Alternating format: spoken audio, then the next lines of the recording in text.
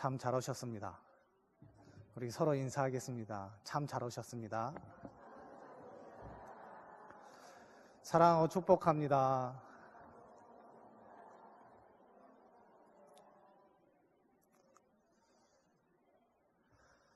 여러분은 세상에서 어떤 사람입니까? 어떤 사람이 되시기를 원하시고 계십니까? 어떤 기준에 따라서 편의상 이렇게 사람들을 나누어 설명하는 그런 것이 있습니다. 사상가였던 프란스 베이컨이라는 사람은 다른 사람들과의 관계를 통해서 세 가지로 분류하는 것을 보게 됩니다. 첫 번째는 거미 같은 사람, 두 번째는 개미 같은 사람, 세 번째는 꿀벌 같은 사람을 이렇게 분류합니다. 그걸 설명해 보면 거미 같은 사람은 다른 사람들에게 피해만 주는 사람을 거미 같은 사람이라고 표현하고 있는 것을 보게 됩니다. 그리고 개미 같은 사람은 다른 사람에게는 무관심하며 오직 자신의 것만 챙기는 사람을 개미 같은 사람이라고 표현했습니다. 그렇다면 꿀벌 같은 사람은 어떤 사람일까요? 바로 다른 사람들에게 유익을 주는 사람을 꿀벌 같은 사람이라고 이 프란시스 베이컨이라는 사상가는 이렇게 표현하고 있는 것을 보게 됩니다. 또한 윤리 교과서에서 사회 기여도에 따라서 세 가지 사람들을 분류하는 것을 보게 됩니다. 있어야 할 사람, 있으나 마나한 사람, 있어서는 절대 안 되는 사람, 이렇게 분류하는 것을 보게 됩니다. 그렇다면 성경에서도 사람을 분류합니다. 고린도전서 2장과 3장의 말씀을 보면 믿음에 따라서 분류하는 것을 보게 됩니다. 육에 속한 사람, 육신에 속한 사람, 그리고 영에 속한 사람, 이렇게 세 가지로 분류하게 되는데요. 육에 속한 사람은 성령의 역사를 거부한 믿음이 없는 사람을 육에 속한 사람이라고 말하고 있습니다. 그렇다면 육신에 속한 사람은 어떤 사람일까요? 믿음은 있긴 있지만 믿음의 뿌리가 그렇게 깊지 않는 사람을 육신에 속한 사람이라고 이야기합니다. 그렇다면 영에 속한 사람은 바로 자발적이고 성숙한 신앙인이 바로 영에 속한 사람입니다. 오늘 본문의 말씀도 이렇게 세 가지로 분류하는 것을 보게 됩니다. 그 분류의 기준이 어떤 기준이냐면요, 바로 십자가를 어떻게 바라보느냐, 그 십자가의 그 의미를 어떻게 생각하느냐에 따라서 세 가지로 분류하는 것을 보게 됩니다. 첫 번째는 유대인, 그리고 두 번째는 헬라인, 그리고 세 번째는 부르심을 받은 자입니다. 물론 유대인과 헬라인은 이미 인종에 따라서 구분되어 있습니다. 하지만 부르심을 입는 자와 함께 등장하면서 십자가에 대한 태도에 따라서 그들을 분류하는 것을 보게 됩니다. 그렇다면 유대인들은 십자가에 대해서 어떻게 느끼게 되었을까요? 그들은 고개를 절레절레 흔들면서 절대 말이 안 된다라고 이야기하면서 꺼리끼고 있는 것을 보게 됩니다. 그리고 헬라인은 바로 십자가를 보면서 비웃습니다. 그리고 참으로 미련하다라고 이야기하면서 조롱하며 말을 던지게 됩니다. 이와 반대로 부르심을 받은 자는 십자가를 보면서 감격합니다. 그리고 감사하다라는 마음의 표현과 함께 눈물 어린 고백을 하게 되는 것을 보게 됩니다. 어떠한 사람으로 분류되는 것은 우리에게 가장 소중합니다. 왜냐하면 인생을 잘 살고 있는가의 척도가 이것에 의해서 달라질 수 있을 뿐만 아니라 신앙을 잘 관리하고 있는가의 판단 기준이 바로 이것에 의해 달라질 수 있기 때문입니다. 특별히 우리는 십자가에 대한 태도의 그 신앙이 어떻게 하나님 앞에 다가가고 있는지 우리가 진정 우리의 신앙을 다시 한번 점검해 볼 필요가 있습니다.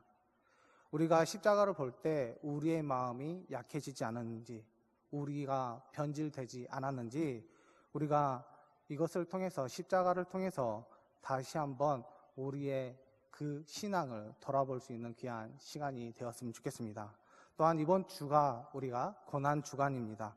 우리가 십자가를 통해서 우리의 신앙을 다시 한번 점검함으로 말미암아 우리의 신앙이 늘 흔들리는 것이 아니라 하나님의 그 십자가 사건으로 말미암아 우리가 더욱더 믿음 안에서 승리할 수 있는 우리 금옥교회 성도 여러분들이 되기를 소망합니다. 그렇다면 신앙인, 그 신앙은 어떻게 바라봐야 될지, 첫 번째로는 유대인의 신앙입니다. 우리 22절의 말씀을 읽겠습니다. 유대인은 표적을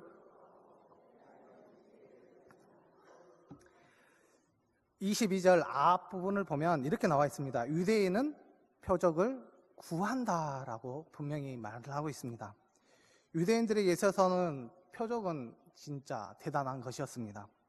그들에게는 하나님의 능력을 눈으로 확인하는 것이 거의 절대적이었다는 것입니다.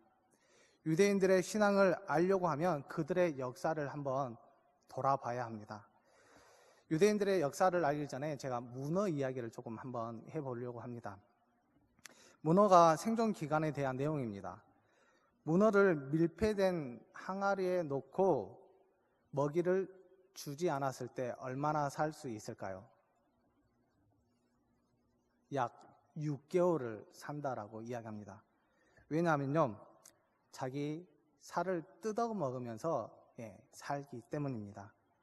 이것을 뭐라고 이야기하냐면 타고베야라고 이야기합니다. 이것은 일본말이긴 한데 이 타고베야라는 뜻은 자신을 희생하면서까지 생존하며 고통을 표현할 때 사용하는 말이 이 타고베야입니다. 그런데요, 이스라엘 백성의 역사가 이 타고베야의 역사이라는 것입니다. 아브라함 이후에 이스라엘은 많은 세월을 나그네 인생으로 살아야만 했습니다. 그들에게는 늘 침략의 대상이 되었고 침략 국가에 의해서 늘 평화를 그렇게 많은 세월을 누리지 못했습니다. 그의 나라들이 어떤 나라입니까? 아수르, 애굽, 바벨론, 바샤, 마게도니아, 노마, 이렇게 강대국에 의해서 그들은 늘 피해를 입고 또한 나라를 잃었을 뿐만 아니라 포로 생활을 해야만 했던 그 민족이 바로 유대인이었습니다. 그들은 고통과 고난의 역사를 가지고 있었습니다. 쏟은 눈물이 강물을 이루고 흘린 피가 바다를 이룰 정도로 타고베야의 그런 역사를 가지고 있는 그 인들이 바로 유대인들이었습니다. 이러한 고통과 순환의 역사를 지탱하고 있음에도 불구하고 그들에게 한 가지 사상이 있었습니다. 그것이 뭐냐 하면 메시아 사상이었습니다. 메시아의 그런 모델이 될 만한 그들에게 강력한 왕을 요구하고 있었고 언젠가 그분이 오실 거라는 것을 그들은 믿고 있었습니다. 그들이 어떤 왕을 원했냐면 바로 다윗과 같은 왕을 원했습니다. 하나님께서 다윗과 같은 왕을 보내주셔서 주위의 적들을 물려쳐 주실 뿐만 아니라 우리에게 강한 능력으로 그 왕을 우리가 모심으로 말미암아 우리는 이제 약소 국가가 아닌 강대국이 될 수 있을 거라는 그 희망을 버리지 않았다는 것입니다. 그런데요, 그들에게 용납하지 못할 일이 하나 발생하게 됩니다. 그 일이 어떤 일이냐면 바로 초라한 옷차림의 한 청년 하나가 자신이 하나님의 아들이라고 말하고 있다는 것입니다. 그래서 그를 신성모독죄, 즉 여러 가지 술수를 써서 십자가에 못 박아 버렸습니다. 그런데 그를 추정하던 제자들이 그를 바로 하나님의 아들 메시아라고 주장하는 것을 듣게 됩니다. 그런데 유대인들은 그것을 인정하고 싶지 않았습니다. 초락이 짝 없는 한 청년이 자신을 하나님의 아들 메시아라고 이야기는 하고 있지만 하지만 그는 무능하게 십자가에 달려 죽었기 때문입니다. 그래서 그들은 강력한 메시아를 원했기 때문에 그를 인정할 수 없었다라는 것입니다. 그래서 23절의 말씀을 보면 이렇게 나와 있습니다. 유대인에게는 꺼리끼는 것이요 라고 이야기합니다. 저주받아 나무에 달려 죽은 사람을 절대 그들은 메시아로 인정할 수 없었다는 것입니다. 그래서 십자가를 보면서 그들은 하나님의 능력을 발생할 수 없기 때문에 그들이 요구한 것이 있었습니다. 그것이 무엇이었습니까? 바로 능력과 표적이었다라는 것입니다.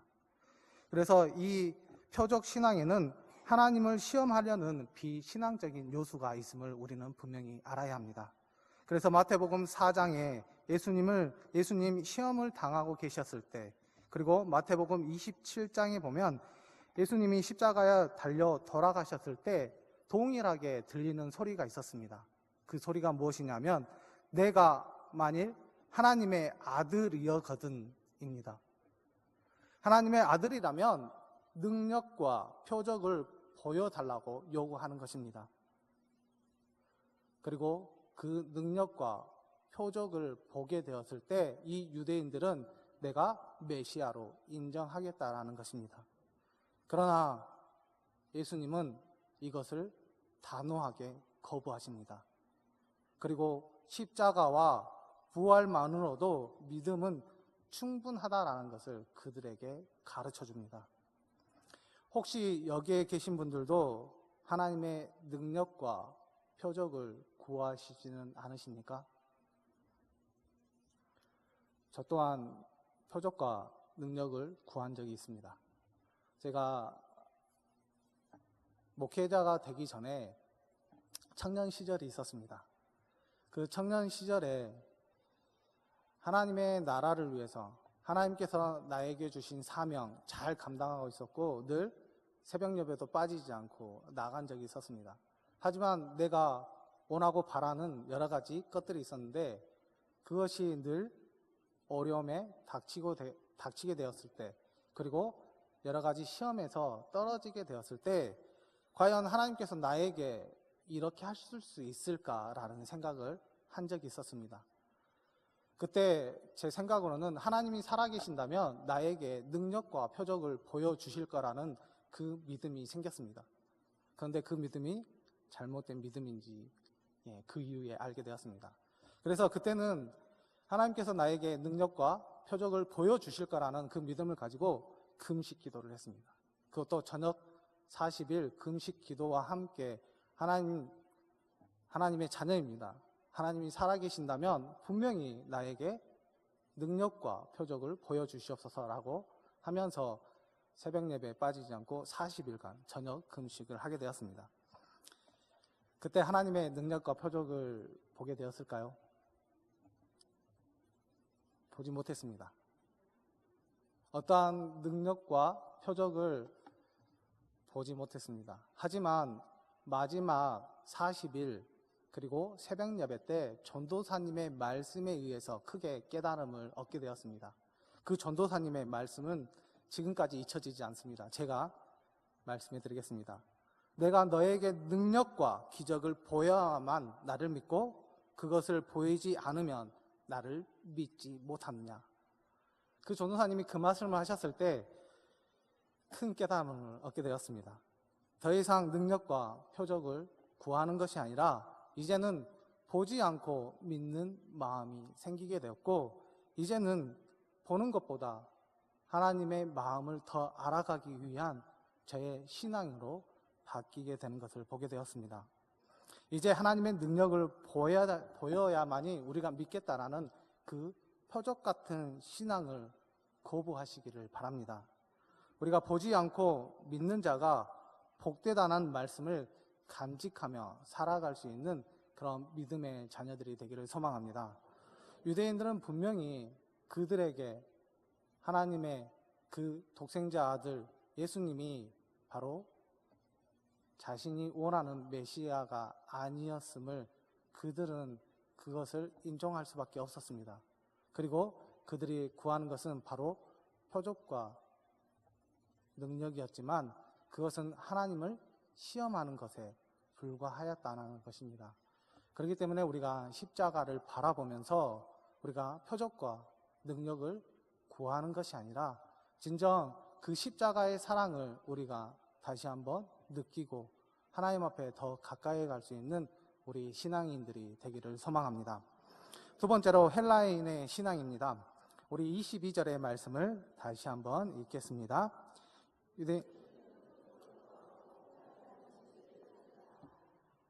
아멘. 헬라인은 뭘 찾는다라고 말씀하시죠? 지혜를 찾는다라고 이야기합니다. 우리가 말하는 지혜는 이런 것일 것입니다. 인간의 경험으로 얻은 진리를 간결한 말로 옮긴 것으로서 우리가 경험을 통해서 어떤 성공적인 길을 잘 가르쳐 주는 것을 이 지혜라고 이야기합니다. 그렇기 때문에 지혜가 어떤 것이 가장 중요하냐면요, 바로 경험을 가장 중요시합니다. 그리고 합리적이고 증명된 것만 강조합니다. 경험되지 않는 그 가치는 인정하지 않습니다. 증명되지 않는 것은 그 실제를 거부하게 됩니다. 그런데 이방인이었던 이 헬라인들에게 그들에게는 지혜가 있었습니다. 그런데 성경에서는 그들의 십자가에 대해서는 미련하다라고 그들에게 말하는 것을 보게 됩니다. 23절 후반절의 말씀입니다. 이방인에게는 미련한 것이로되 라고 이야기합니다. 왜 십자가가 그들에게 미련한 것이 되었을까요? 그들은 십자가 사건을 경험하지 못한 사건이었습니다. 이전에 십자가는 범죄자들에 의해서 처형을 당하는 하나의 도구에 불과했습니다. 그런데 30년 전에 갈보리 언덕에서 십자가에 죽은 유대 청년을 믿으라라고 이야기하니까 그들은 그들의 지혜에 의하면 믿을 수가 없었던 것입니다. 그것뿐이겠습니까? 그에게는 능력도 없을 뿐만 아니라 얼굴도 모르고 용고도 없는 그 사람을 구원자라고 믿어라라고 이야기하니까 그들은 이해할 수가 없었고 웃음거리밖에 될 수 없었다라는 것입니다. 세상이 주는 지혜는 하나님을 제하여 버리는 비신앙적인 것이 있음을 우리는 알아야 합니다. 인간의 사고틀 안에서, 인간의 경험 안에서 하나님을 가두어 버린다는 것입니다. 하나님의 지혜가, 하나님의 능력이 무한하다라는 것을 그들은 놓치고 있다라는 것을 우리에게 가르쳐주고 있습니다. 우리가 한번 생각해 보겠습니다.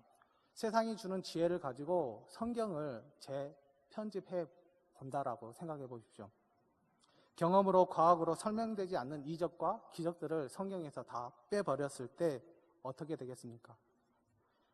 하나님의 위대하신 행위를 무시하는 결과를 초래할 수밖에 없습니다.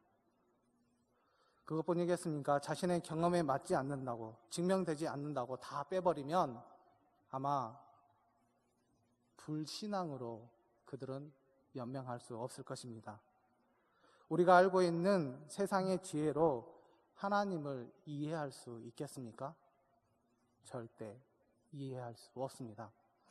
제가 이제 한 가지 예를 들어보겠습니다. 말라기 1장 5절의 말씀을 보면 여기에 이렇게 나와 있습니다. 내가 야곱을 사랑했다라고 이야기합니다. 하나님께서 분명히 야곱을 사랑하셨습니다. 그렇다면 야곱의 인생은 어떤 인생이 되어야 하겠습니까? 아마 세상 지혜로 생각한다면 잘 살고 여러 가지 근심과 걱정이 없을 뿐만 아니라 또한 그에게 있어서 가장 큰 여러 가지 축복들이 임하게 될 것이라는 것을 생각하게 될 것입니다. 하지만 제가 몇 가지만 이야기해 보겠습니다. 야곱의 둘째 부인 라헬이 어디에서 죽었습니까? 자신의 고향으로 돌아가다가 길거리에서 죽습니다. 그리고 자신의 딸인 디나가 강간을 당하게 됩니다. 그것뿐이겠습니까? 자신은 하나님의 사람과 씨름하다가 절루발이 인생이 되어버립니다. 이 세 가지를 보면 우리가 상상을 해보십시오. 하나님이 나를 사랑한다 라고 말씀하셨는데 내 부인은 길거리에서 죽었습니다. 내 딸은 강간을 당했습니다. 자신은 절루발이 평생 불구자로 살아가고 있습니다. 이것이 하나님이 사랑하는 인생이 되겠습니까? 세상 사람들이 보아봤을 때 절대 하나님을 이해할 수 없다라는 것입니다. 하지만 우리는 세상이 가지고 있는 그 지혜를 가지고 하나님을 이해하려고 하는 것보다 하나님께서 우리에게 그 마음, 그 허락하신 그 믿음을 가지고 하나님을 바라봐야 한다는 것입니다. 세상의 지혜로 하나님의 능력을 절대로 경험하지 못합니다. 또한 하나님께 제대로 순종하지 못합니다. 그것뿐이겠습니까? 우리가 교만한 모습으로 늘 하나님과 함께하는 것이 아니라 세상과 함께하게 될 것입니다. 그렇기 때문에 내 이성으로, 내 경험으로 하나님을 제한하는 것이 아니라 하나님의 위대하심을 우리가 있는 그대로 믿고 우리가 마음을 다해 하나님 앞에 나아가게 된다면 하나님께서 우리가 이해할 수 없는, 우리가 전혀 알 수 없는 그런 사랑으로 우리를 덧입혀 주실 뿐만 아니라 우리의 삶이 늘 평안할 수 있도록 하나님께서 만들어 주시고 함께 해 주실 줄 믿습니다. 우리가 십자가를 바라보면서 하나님이 주신 그 사랑과 그 헌신, 우리가 그것을 늘 생각하면서 더 하나님 앞에 더 가까이 갈 수 있는 우리 믿음의 금옥교회 성도 여러분들이 되기를 소망합니다. 세 번째로 부르심을 입은 자들의 신앙입니다. 우리 24절의 말씀을 같이 읽겠습니다. 오직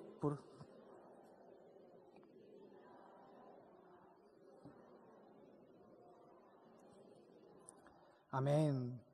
여기에서 분명히 말씀합니다. 유대인도 부르심을 받으면 십자가의 예수님이 하나님의 능력으로 고백한다라는 것입니다. 헬라인도 부르심을 받으면 십자가의 예수님이 하나님의 지혜라고 그들이 고백한다라는 것입니다. 이것을 봤을 때 하나님의 사랑의 방법은 십자가였습니다. 하나님의 능력의 방법도 십자가였습니다. 하나님의 구원의 방법도 십자가였다라는 것을 우리에게 분명하게 말씀하고 있습니다. 이것을 보면서 말도 안 된다, 미련한 짓이다라고 말하는 사람들은 아마 한심한 사람들일 것입니다. 그러나 부르심을 받는 믿음의 사람들은 그 십자가를 통해서 하나님의 능력과 지혜를 볼 수 있습니다. 그 십자가의 그 사랑을 통해서 구원을 발견할 수 있게 될 것입니다. 마태복음 27장 27절에서 56절까지의 말씀을 보면 예수님의 십자가의 죽음에 대해서 하나하나 이렇게 보여주는 사건들이 나오게 됩니다. 그때 예수님께서 십자가를 지고 가고 계셨을 때 주변의 반응들이 되게 무섭습니다. 군병들은 폭력을 가하면서 예수님을 죄인 취급했습니다. 지나가는 사람들은 네가 만약 하나님의 아들이면 네 자신을 구원하라라고 그렇게 모독을 합니다. 대제사장들과 서기관들은 희롱을 했을 뿐만 아니라 십자가에 못 박은 자도 예수님을 욕을 하게 된 것을 보게 됩니다. 그런데 예수님의 십자가에 돌아가신 이후에 그 십자가 주변에 있던 백부장의 고백이 너무나도 놀랍다는 것입니다. 54절의 말씀입니다. 이는 진실로 하나님의 아들이었다. 부르심을 받은 사람만이 할 수 있는 고백입니다. 바로 우리들의 신앙 고백이 되어야 될 줄 믿습니다. 십자가의 은혜로 하나님의 자녀로 부르심을 받은 우리들입니다. 그렇다면 우리는 그것을 인정해야 합니다. 그리고 우리는 믿어야만 합니다. 그렇게 되었을 때 우리는 하나님의 능력과 지혜를 발견할 수 있을 뿐만 아니라 하나님의 자녀로서 온전히 살아가게 된 줄 믿습니다. 그렇다면 우리가 하나님의 능력과 지혜를 발견하게 되었다면 그러면 우리는 어떻게 해야 되겠습니까? 21절의 말씀을 보면 이렇습니다. 하나님께서 전도에 미련한 것으로 믿는 자들을 구원하시기를 기뻐하셨도다. 23절의 말씀입니다. 우리는 십자가에 못 박힌 그리스도를 전하니. 십자가를 바라보면서 꺼리낌이 없었다라는 것입니다. 미련하다고도 하지 않았습니다. 우리는 십자가를 바라보면서 감사합니다 라는 것을 느껴야 합니다. 더불어 십자가를 바라보면서 우리가 해야 할 일이 있다면 하나님께서 우리에게 명령하신 그 전도, 그 사명을 우리가 끝까지 잘 감당해야 된다는 것입니다. 아직도 꺼리끼고 미련하다고 생각하는 사람들이 많이 있을 수 있습니다. 하지만 하나님께서는 우리에게 그 전도 사명을 통해서 우리가 부끄럽지 않는 신앙인이 되도록 우리에게 그 사명을 부탁하고 계심을 우리가 잘 알아야 합니다. 전도는 이런 것입니다. 전도는 미련과 지혜의 싸움입니다. 즉 하나님의 미련과 세상의 지혜와의 싸움이라는 말입니다. 또한 전도는 약함과 강함의 싸움입니다. 즉 하나님의 약함과 세상의 강함과의 싸움입니다. 어느 것이 이기겠습니까? 자, 25절의 말씀을 같이 읽겠습니다. 하나님의 어리석음이 사람보다 지혜롭고 하나님의 약하심이 사람보다 강함이라. 하나님의 어리석음이 사람의 지혜보다 강할 뿐만 아니라 하나님의 약하심이 사람보다 훨씬 더 강하다라고 이야기하고 있습니다. 고난주간을 지내면서 부르심을 받는 신앙인들이 바로 우리들입니다. 그렇다면 우리는 신앙인으로서 세상을 어떻게 살아가야 될지 우리는 분명히 잘 알고 있습니다. 그렇다면 우리가 세상을 살아갈 때 우리의 믿음이 흔들릴 때마다 우리가 바라봐야 될 것이 있다면 바로 십자가를 바라보아야 합니다. 그리고 십자가를 바라보면서 우리는 느껴야 할 것이 있습니다. 그것이 무엇이냐면 감사와 감격을 회복할 수 있도록 우리가 십자가를 바라보아야 합니다. 그리고 십자가를 바라볼 때마다 예수님께서 우리에게 명령하신 그 복음 전파에 결단이 있을 수 있도록 우리가 마음을 다잡아야 한다는 사실입니다. 2019년 고난 주간이 우리에게 평생 동안 잊혀지지 않는 그 시간들이 되었으면 좋겠습니다. 분명히 십자가를 바라보면서 다르게 바라봤던 세 부류의 사람들이 있었습니다. 유대인, 헬라인, 부르심을 입는 자. 유대인은 표적과 능력을 구했을 뿐이고 헬라인은 지혜를 구했습니다. 하지만 부르심을 입은 자들은 감사와 전도의 사명을 잘 감당하고자 그들이 노력하고 또한 하나님 앞에 다가가게 되는 것을 보게 됩니다. 우리가 이번 고난 주간을 통해서 우리가 십자가를 바라볼 때마다 우리가 능력과 그냥 세상의 지혜를 통해서 하나님을 가다버린 것이 아니라 하나님이 주신 그 말씀의 은혜와 하나님이 주신 우리의 신앙을 가지고 십자가를 바라보면서 우리에게 주신 그 사명과 또한 하나님께서 우리에게 허락하신 그 소명을 통해서 하나님 앞에 더 가까이 할 수 있는 우리 고난주간이 되었으면 좋겠습니다. 늘 하나님과 함께하며 하나님과 늘 동행할 수 있는 우리 금옥교회 성도 여러분들이 되시기를 주님의 이름으로 부탁드립니다.